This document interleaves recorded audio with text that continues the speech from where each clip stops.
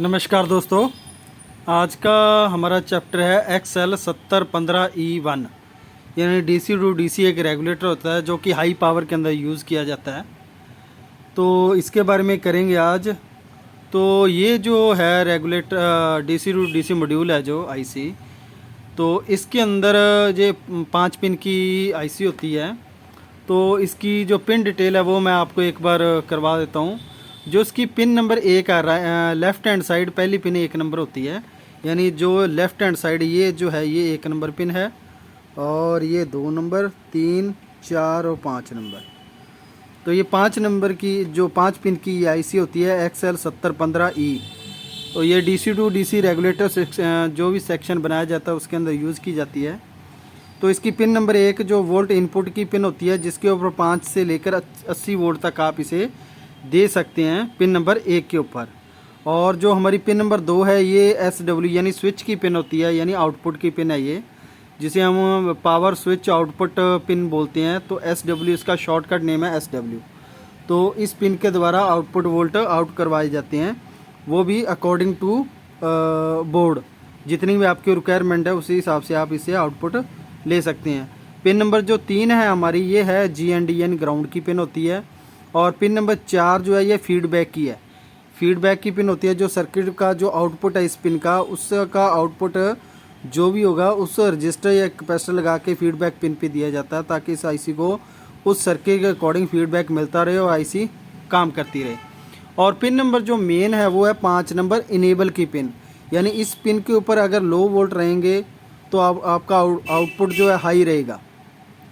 अगर इस पिन पे हाई वोल्ट हो जाते हैं तो आउटपुट आपका लो हो जाएगा, यानी ऑफ हो जाएगा। ठीक है जी। हाई के ऊपर इस इनेबल पिन के ऊपर जब लो रहेगा तो आउटपुट स्टार्ट होगा, जब इनेबल पिन के ऊपर हाई वोल्ट आ जाएंगे तो आउटपुट ऑफ हो जाएगा। तो ये तो था इसकी पिन डिटेल। अब इंटरनल वर्किंग किस तरह इस IC की, इसके बारे में करेंगे हम। तो ये जो हमारा XL7015 का इंटरनल सिस्टम है कि ये IC काम किस तरह करती है, तो इसके अंदर कौन कौन से सेक्शन बने हुए हैं वही मैं आपको डिटेल से बता देता हूँ। इसकी जो इनेबल पिन है वो स्टार्टअप पिन के साथ जुड़ी होती है। जो हमारा स्टार्टअप पिन होता है, स्टार्टअप पिन जो काम करता है रेगुलेटर सिस्टम के साथ, जो कि 3.3 वोल्ट का रेगुलेटर और रेफरेंस वोल्ट है 1.23 वोल्ट।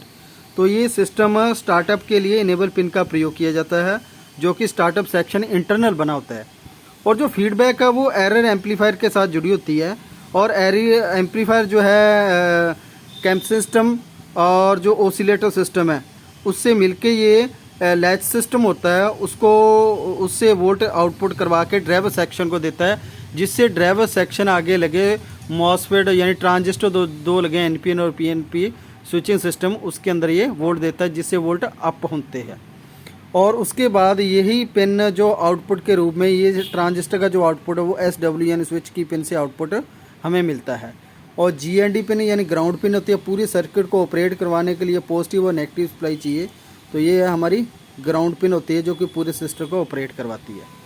और उसके बाद पिन नंबर VN यानी वोल्ट इनपुट की पिन है। इसके ऊपर मैंने बताया 5 से लेकर 80 वोल्ट की इनपुट सप्लाई दे सकते हैं।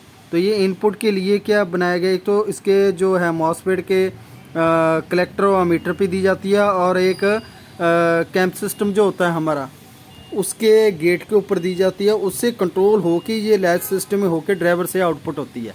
तो जैसे ड्राइवर आउटपुट देगा उसके बाद ये मॉसफेट स्विचिंग करके आउटपुट हमें प्रोवाइड कराएंगे वोल्ट। तो ये थी इसकी pin 5 number pin. Pin number ये 1 2 3 4 5 यानी 5 पिन है। तो इसके बारे में मैंने इंटरनल करवा दिया है। तो अब सर्किट के अंदर किस तरह जरूरी होती है उसके बारे में करते हैं हम। तो ये देखिए एक छोटा सा सर्किट मैंने लिया हुआ है, जो कि इनपुट वोल्ट हम 5 वोल्ट से लेकर 80 वोल्ट तक दे सकते हैं। आउटपुट 15 वोल्ट से लेकर 0.4 एम्पेयर का हम आउटपुट ले सकते हैं।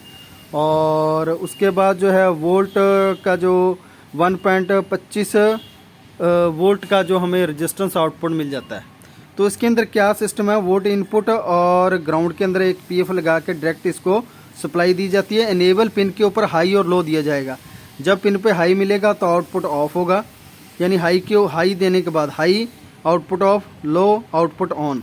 यानी जब इस पे इनेबल पिन के ऊपर हाई आएगा तो आउटपुट ऑफ हो जाएगा, अगर इस पे लो रहेगा तो आउटपुट आपका स्टार्ट रहेगा, जो कि SW पिन होती है, पिन नंबर 2। फीडबैक का मैंने आपको बता ही दिया कि जब ये आउटपुट हमें दे रहा होगा तो उसी से एक रजिस्टर लगा के, एक कैपेसिटर लगा के फीडबैक पिन पे वोल्ट दिए जाते हैं। जैसे फीडबैक पे वोल्ट पे जितने रहेंगे, मान के चलिए यहाँ पे 15 वोल्ट है फीडबैक पे, तो आउटपुट 15 वोल्ट का रेगुलेट रहेगा। तो ग्राउंड पिन डायरेक्ट ग्राउंड से जोड़ी जाती है, इनेबल पिन, और ये VN पिन यानी वोल्ट इनपुट की पिन, ये होगी हमारी 5 पिन। किस तरह काम करता है, अब इस IC की टेस्टिंग किस तरह है, अगर ये ख़राब होगा वो किस तरह है, वोल्ट के आधार पे कितने कितने वोल्ट होंगे, वो भी हम प्रैक्टिकल में करते हैं। तो आप देख सकते हैं इस सर्किट के अंदर ये IC लगी हुई है 5 पिन की। ये देखिए ये 5 पिन की IC लगी हुई है जो XL 7015 है, ये 5 पिन की। तो इसकी पिन नंबर जो हमारा लेफ़्ट हैंड होता है, लेफ़्ट हैंड से ये 1 नंबर पिन शुरू होती है, ये 1 नंबर पिन, फिर 2, 3, 4 और 5। ठीक है जी। तो सबसे पहले इसकी हम टेस्टिंग करेंगे कि अगर मल्टीमीटर से हम चेक करते हैं तो इसकी जो है वैल्यू क्या रहेगी, कौन कौन सी पिन कितने कितने वैल्यू के आधार पर रहेगी। तो इसको चेक करने का सिंपल और सौखा तरीका मैं आपको बता देता हूँ। तो आपने क्या करना है, जैसे मल्टीमीटर आपका, इसको बीप की रेंज में आपने सेट कर लेना है। तो मैं थोड़ा सा सेटिंग कर लेता हूँ।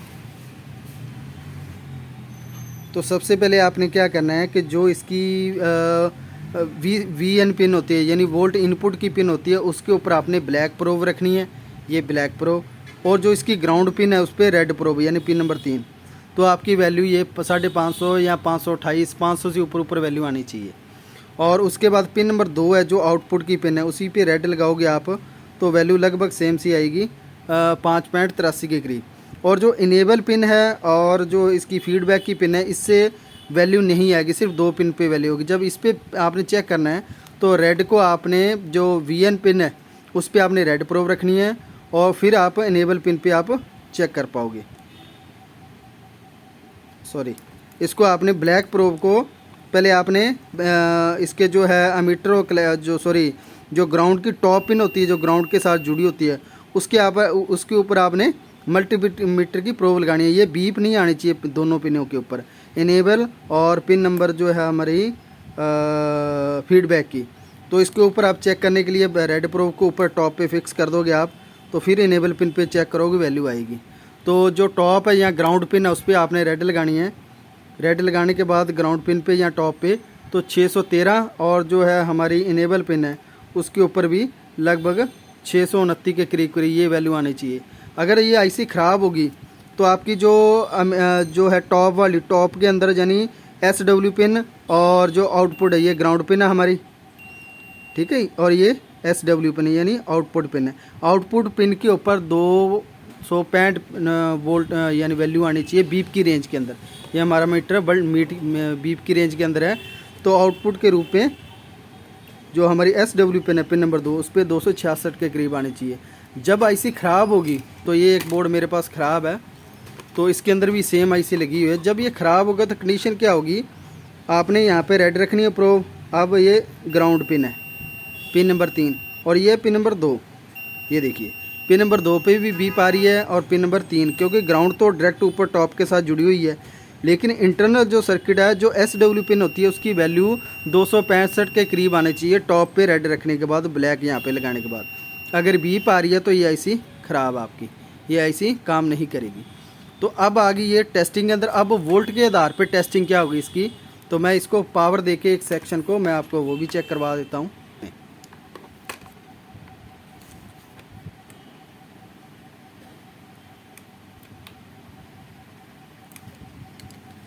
तो अब ये शॉर्टिंग हुई है यहाँ पे, तो शॉर्टिंग होने के बाद इसकी इनेबल पिन पे कितने वोल्ट है वो भी हम चेक कर लेते हैं। तो अब जो है इनेबल पिन पे कितने वोल्ट आएंगे, ये देखिए इनेबल पिन पे 0 वोल्ट है अभी फ़िलहाल, और जो ग्राउंड है वो भी 0 है।